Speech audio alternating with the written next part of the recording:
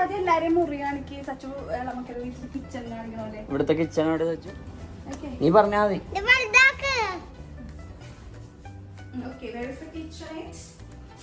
ഇതെന്താ സച്ചു?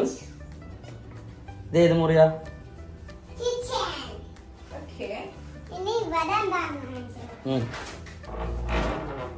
എന്താ ഇവിടെ? എന്താ ഇത്?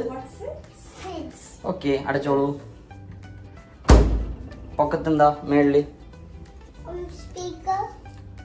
അല്ല, ലോക്കർ.